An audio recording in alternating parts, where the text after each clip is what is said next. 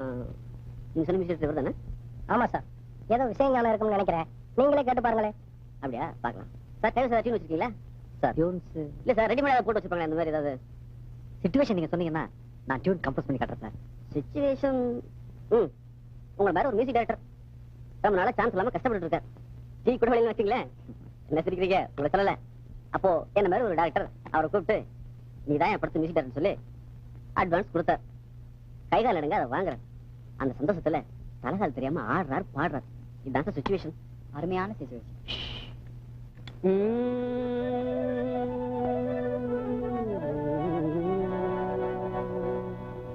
Mm-hmm.